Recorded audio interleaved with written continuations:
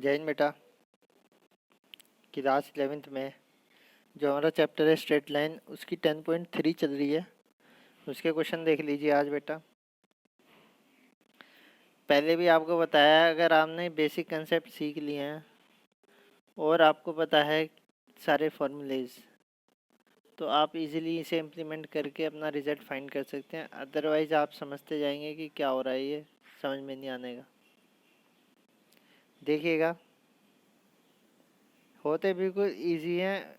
पहले आपको एक जो है इमेज बनानी पड़ेगी कि वर्किंग प्रोसेस क्या चलेगा, ठीक है ना। तो find the equation of a line perpendicular to the line. इस लाइन के परपेंडिकुलर बनानी है। मान लीजिए ये वाली लाइन ये गिवन है, इसके परपेंडिकुलर ये बनेगी। And having x intercept. X intercept का मतलब हो गया एक्स एक्सिस पे ये कहीं कट कर रही है, और एक्स एक्सिस पे अगर कट करेगी तो 3,0 बनेगा, क्योंकि एक्स इंटरसेप्ट अगर 3 है तो वाई तो 0 होगा। तो पॉइंट तो मुझे पता है, मुझे काम है स्लोप का। स्लोप यहाँ से फाइंड कर लो, 7y प्लस का कर लो, 7y को उधर ले आओ तो x प्लस 5 हो जाएगा, और y हो जाएगा 1/7x प्लस 5, ठीक है ना। तो m आ जाएगा आपके पास 1/7।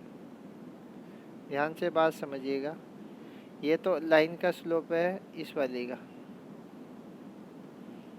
हमारी लाइन में ये पॉइंट हमें मिल गया है, ये पॉइंट यहाँ पे होगा जो हमारी लाइन है, उसमें हमें स्लोप की रिक्वायरमेंट है। इसका स्लोप जो है 1/7 है, और ये और हमारी लाइन परपेंडिकुलर है।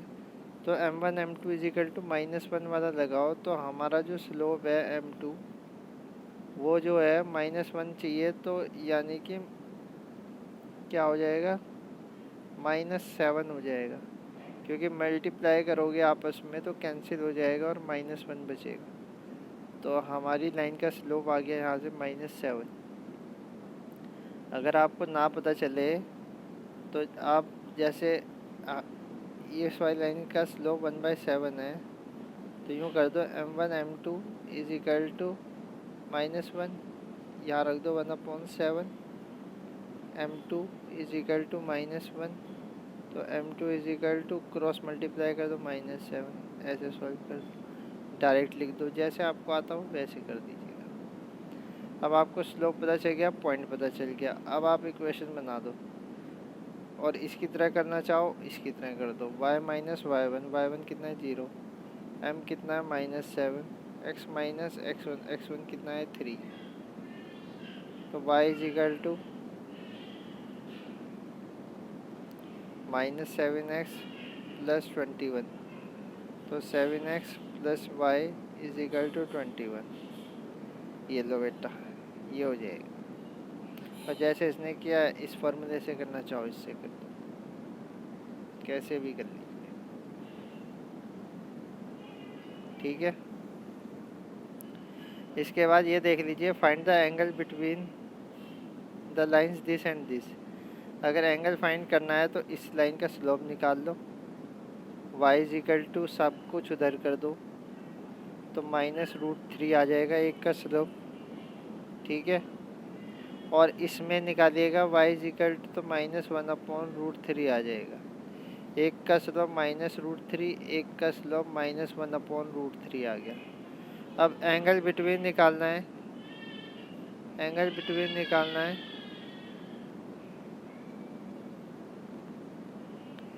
एंगल बिटवीन निकालना है तो ये कर दीजिए tan theta is equal to क्या हो जाएगा, m1 minus m2 upon 1 plus m1 m2। जब भी दो लाइन के बीच के एंगल की बात करें यही फॉर्मूला वर्क करेगा, tan थीटा वाला। एक स्लोप है -√3, दूसरा स्लोप है माइनस का 1/√3, माइनस माइनस हो गए प्लस 1/√3, और अपॉन में आएगा 1 प्लस -√3 और -1/√3, माइनस माइनस हो गया प्लस। तो आपका ये टर्म बनेगा बेटा -2/2√3। 2 से 2 कैंसिल हो जाएगा, मोड से बाहर निकालोगे तो प्लस का 1/√3 हो जाएगा, और theta is equal to 30 degree, क्योंकि 1/√3 10 में किसकी वैल्यू होती है 30 डिग्री की, ठीक है। दूसरा एंगल फाइंड करना तो 180 माइनस 30 कर देना, 150 आ जाएगा। तो 30 होगा या 150 होगा, ये देख लो। ये क्या कह रहा है, line through the point this and this intersect the line this eight right angle, यानी ये जो दो पॉइंट है इससे बनी लाइन इसके साथ जो है राइट एंगल पे कट कर रही है। Find the value of H, H की वैल्यू फाइंड करनी है। तो स्लोप निकाल दो इन दोनों पॉइंट से, y2 minus y one upon x2 minus x1। तो आपका ये बन जाएगा फर्स्ट लाइन का स्लोप, ठीक है ना। इस लाइन का स्लोप निकाल लो, ठीक है ना। y is equal to 7/9x minus 19/9, तो m2 आ जाएगा 7/9, ठीक है। m1 पता चल गया, m2 पता चल गया। अब ये परपेंडिकुलर है तो m1 m2 जो है -1 के इक्वल आएगा। m1 ये हो जाएगा, m2 ये हो जाएगा, इन दोनों के मल्टीप्लाई कर दो, -1 के इक्वल रख दो। तो जब आप ये -1 के इक्वल रखोगे तो माइनस माइनस तो कैंसिल हो जाएगा, ठीक है ना। और ये इक्वेशन जनरेट हो जाएगी। यहाँ से h वेरिएबल है, h की वैल्यू निकाल लो, 22/9 हो जाएगा, ठीक है।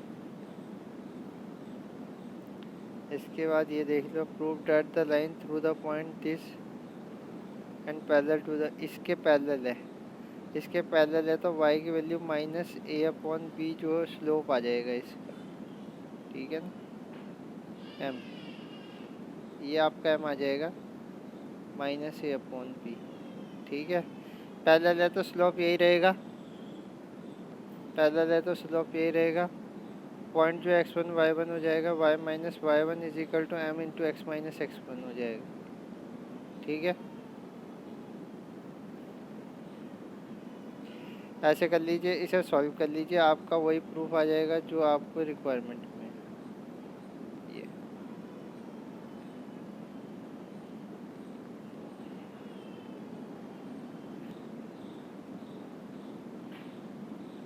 तो बेटा इस टाइप से जो है ये जो आपकी इक्वेशन है ये जनरेट हो जाएगी, ठीक है ना। y माइनस y1, m की जगह पे -a/b दिखेगा, x माइनस x1। b को इधर ले आओ, b से इसकी मल्टीप्लाई -a से, अब ये भी इधर ले आओ, तो into x minus 1 plus b into y minus y1 is equal to 0, ये हो जाएगा। 12 देख लीजिए।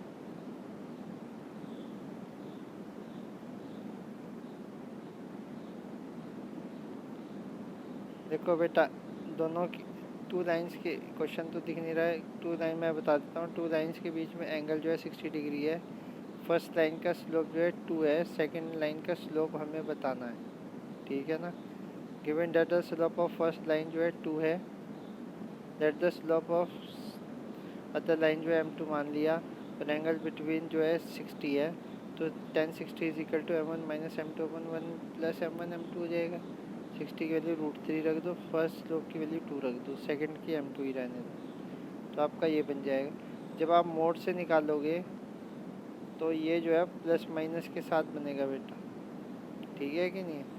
क्या बनेगा, प्लस या माइनस के साथ, या तो प्लस लीजिएगा या माइनस लीजिएगा, ठीक है। और दोनों से सॉल्व कर दीजिएगा, तो m2 की वैल्यू आपकी ये दोनों बन जाएगी। क्लियर है, इस टाइप से कर दीजिए।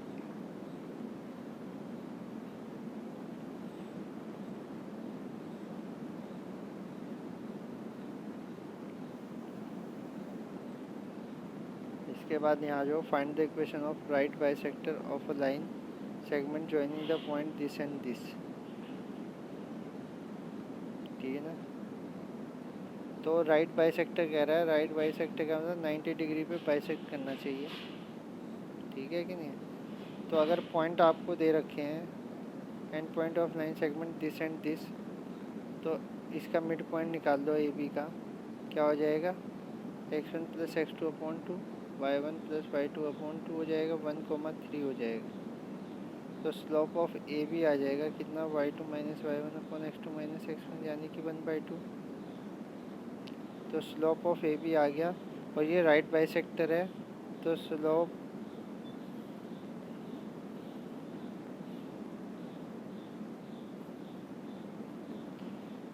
ये जब ए बी का स्लोप आ गया, इसके परपेंडिकुलर स्लोप अगर निकालना है तो परपेंडिकुलर के लिए मैंने बताया था कि m1 m2 जो है किसके इक्वल, -1 के इक्वल। m1 m2 किसके इक्वल, -1 के इक्वल। तो -1 के इक्वल रखोगे तो दूसरे का स्लोप -2 आ जाएगा। ठीक है कि नहीं है। और ये जो पॉइंट है बाइसेक्टर, हमारी लाइन इससे पास हो रही है और इसके परपेंडिकुलर है लाइन के, तो पॉइंट भी पता है और परपेंडिकुलर स्लोप भी पता है, हर में -2 है। तो हम अपनी इक्वेशन में लिख सकते हैं y-y1 is equal to m into x minus x1। तो हमारा आंसर आ जाएगा ये इजीली। ठीक है कि नहीं है। तो इस टाइप से कर लीजिए बेटा। क्वेश्चन की लैंग्वेज समझने वाली बात है, बाकी तो इजीली हो जाते हैं क्वेश्चन, इतनी दिक्कत नहीं आती। आज के लिए इतनी ही है। जय हिंद।